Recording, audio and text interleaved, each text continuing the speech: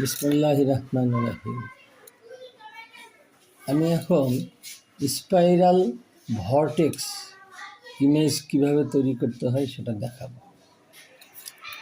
এর জন্য আমরা প্রথমে ইলিপস টুল থেকে এই যে রাউন্ড সেটা ইলিপস টুলে ক্লিক করার পর শিফট এবং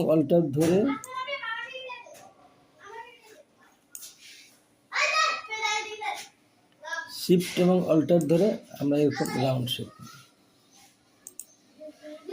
শেপটা ক্লোজ করে দিয়ে সিলেক্ট করব, পিটি বাড়াই দেব। দেখেন একটু খেয়াল করবেন, পিটি বাড়াই দেব। পিটি মোটা যখন করবেন মাঝখানে এই যে একটা দাগ চলে আসে, এইটাকে জিনিস করতে হলে এই স্ট্রোকে, এই যে লাল লেখা স্ট্রোকে ক্লিক করে এই যে এল মাঝখানে একটা দুটো তিনটা এল আছে, এর মাঝখানে ক্লিক করবেন, ও চলে যাবে।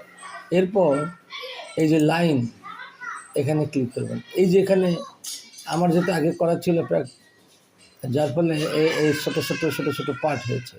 এখন এটাকে ডাউন অ্যারো কি দিলে এই পার্টটা এই ফিনিশ হয়ে যাবে। আবার যেন আপ অ্যারো কিতে একটুকে চাপ দেবেন, এর সিস্টেম হবে। এখন আমি এই আপ অ্যারো কি দিয়ে যেটা পার্ট এটার উপরে করব।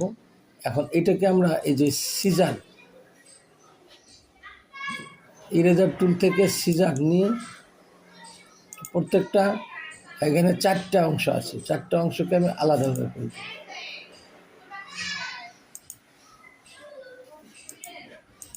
ক্লিক মারলে আলাদা আলাদা অংশ হয়ে যাবে। এই দেখ আলাদা অংশ পার্ট হয়ে গেছে, এই যে আলাদা আলাদা পার্ট হয়ে গেছে।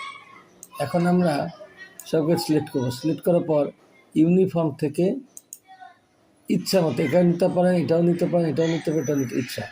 আমরা দুই সাইডেই চোখা এটা নিয়ে নেব। নিয়ে এখন আমরা আলাদা আলাদা সিলেক্ট করবো। সিলেক্টর উঠাই দিয়ে আলাদা আলাদা সিলেক্ট করছি, কালার করবো, যে যেটা পারেন কালার দেবো। এটা লাল দিলাম, দেখেন এটা কালার থাক, এটা লাল দিলাম। ইচ্ছা মতো আপনারা কালার করতে পারেন। এখন পুরোটা সিলেক্ট করবেন। সিলেক্ট করার পর এই যে কপি করতে হবে। কপি করার পর ইফেক্টে যেতে হবে। ইফেক্টে যাবে ট্রান্সফর্ম, ডেস্টর্ট অ্যান্ড ট্রান্সফর্ম দিতে হবে, যেখানে প্রিভিউ দিতে হবে। আর এখানে 96 100 আছে, 96 নিয়ে আসতে হবে।